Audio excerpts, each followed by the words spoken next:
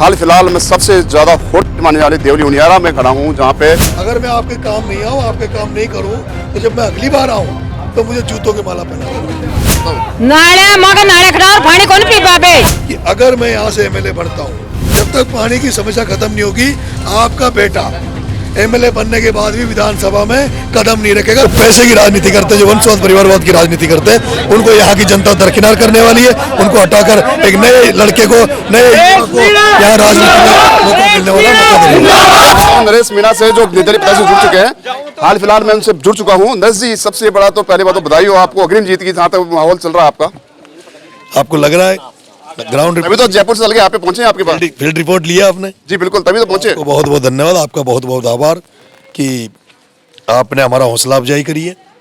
और ये तय है कि यहाँ जिस भी गांव में मैं जाता हूँ, लोग नेताओं को गालियां दे रहे हैं, लोग पार्टियों को गालियां दे रहे हैं, लोगों का भरोसा और राजनीति से उठ गया, लोगों का भरोसा नेताओं से उठ गया। नेताओं को यहाँ की जनता देखना ही पसंद नहीं करती, और यही कारण है कि नेताओं को इस बार ऑप्शन मिला है।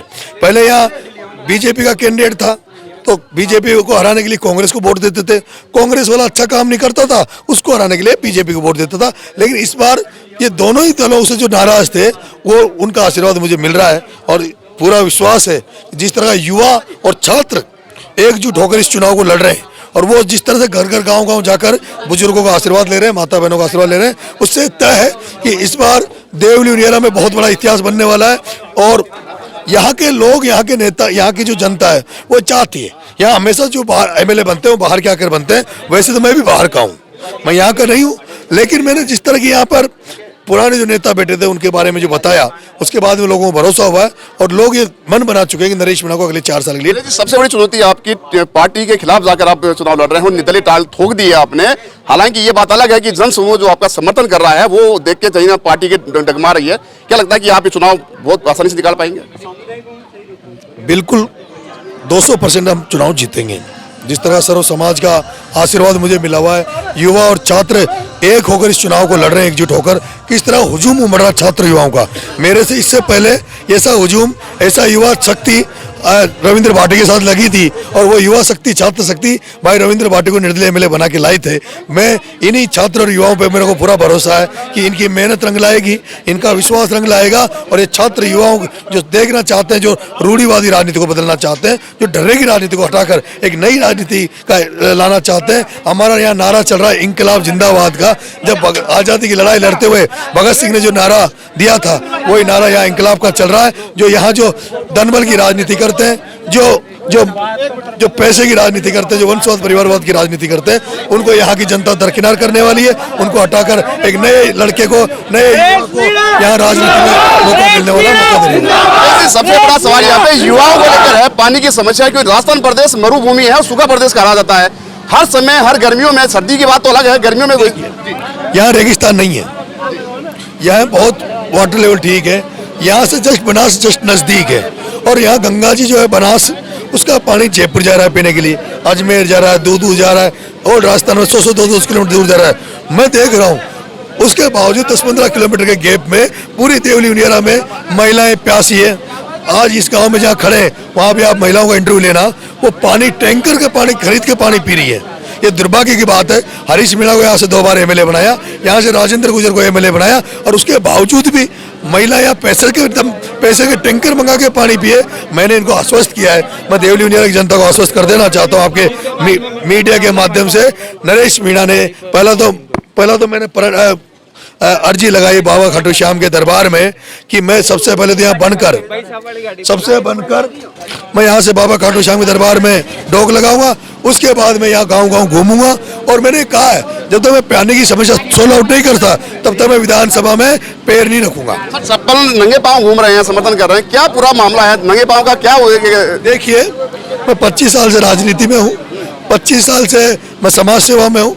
पार्टी की मैंने सेवा करी, पार्टी का झंडा मैंने उठाया, तो ही आपके साथ पार्टी के लिए मैंने मेहनत करी, लेकिन पार्टी ने मुझे नजरअंदाज किया, नेताओं ने नजरअंदाज किया, और अब मैं निराश था। मैं होपलेस हो गया था। जैसे मैंने कोटा में गुंजल साहब के चुनाव में मेहनत करी, वहाँ भी रिजल्ट हमारे पक्ष में नहीं आया।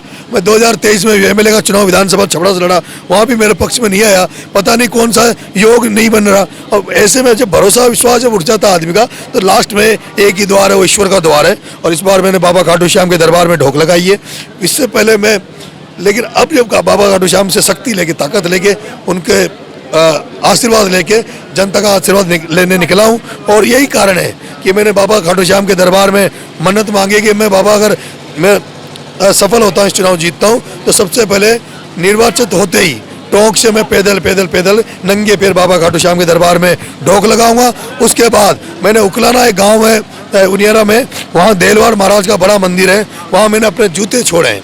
और मैंने वहाँ जूते छोड़ के मैं गांव-गांव घूम रहा हूँ, लोगों को भरोसा दिला रहा हूँ कि मैं जिस तरह से नंगे पैर आपके यहाँ आज वोट मांगने आया हूँ, उसी तरह से नरेश आपके लिए सब कुछ समर्पण कर देगा, त्याग कर देगा, नंगे पैर यहाँ का बेटा बन के यहाँ की सेवा करूँगा। लास्ट मेरे कुछ थोड़ा सा और लूँगा, क्योंकि आपके पास समय नहीं है। मैं समझता हूँ कि ऑलरेडी आप लेट चल रहे हैं। मैं कुछ समय इसलिए लूँगा कि जयपुर चल के आया हूँ मैं।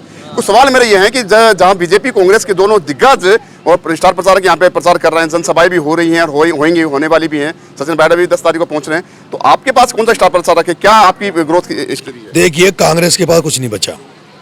कांग्रेस की पूरे इलाके में, देवली उनियारा में एक एक बच्चे तक आवाज जा चुकी है कि कांग्रेस का टिकट जिसको दिया है वो पैसे की दम पर दिया है। जो भारतीय जनता पार्टी का काम कर रहा था 4 दिन पहले, नरेंद्र मोदी के नारे लगा रहा था, बीजेपी का प्रचार कर रहा था, जो राहुल गांधी को गाली दे रहा था, कांग्रेस को गाली दे रहा था, उस केसी मीणा को इसलिए टिकट दिया क्योंकि वो नौकरी करके मलाई कमा के लाया है, वो मलाई हरीश जी तक पहुंची है, उसीलिए उसको टिकट दिया है। तो ये जो कांग्रेस का जो पंजा बेचा है, कांग्रेस का जो पंजा बेचा है, उससे आज पूरे कांग्रेसी हाथ हैं, पूरे कांग्रेसी दुखी है कि हम तो कांग्रेस के नाम पे वोट देते हैं। जिस व्यक्ति को हम कांग्रेस के नाम पे चुनाव जिताते हैं, वही व्यक्ति हमारे वोट को बेच देता है, हमारे आत्मा को बेचता है, हमारे मन की बात को बेचता है। इसलिए इन्होंने सबने मन बना लिया, कांग्रेस की तो यहाँ जमान जब्त होने वाली है। मैंने तो अभी भी, कल भी मीडिया के माध्यम से डॉक्टर सर जी के पास संदेश भेजा था, और आपके माध्यम से फिर डॉक्टर सर जी के पास संदेश भेज रहा हूँ कि अभी भी समय है, अभी भी कांग्रेस के पास समय है।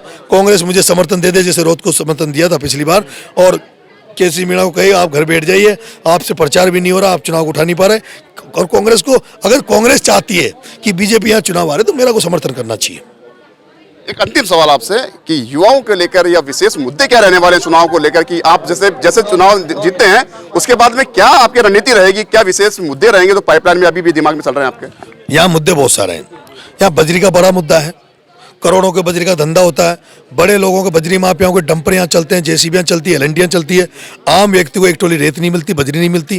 कोई गलती से ट्रॉली भर के बजरी लेके आ जाता है तो उस पर चालान काट दिया जाता है, 1 लाख 1.25 लाख की उसकी पेनल्टी लगाई जाती है, थाने में बंद कर दिया जाता है, मारपीट की जाती है। पुलिस का यहाँ तानाशाह वो रहता है, निरंकुश पुलिस यहाँ निरंकुश हो रखी है। नेताओं की सांठगांठ से ये सब काम होते हैं। बिशलपुर जस्ट बगल में नदी है, नदी, लेकिन वो होने के बावजूद यहाँ लोग प्यास से मर रहे हैं।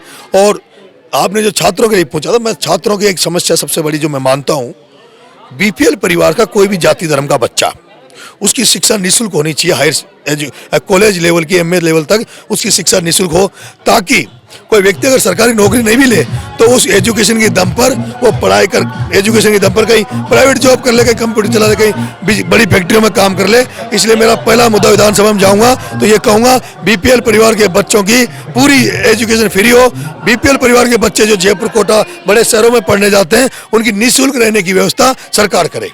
ये थे नरेश मीणा, जो लगातार निर्दलीय के रूप में ताल ठोक चुके हैं और जो कांग्रेस से बागी होकर यहाँ पे पहुंचे हैं। और हालात ये हैं कि अभी एक गांव में यहाँ पे समर्थन मांगने पहुंचे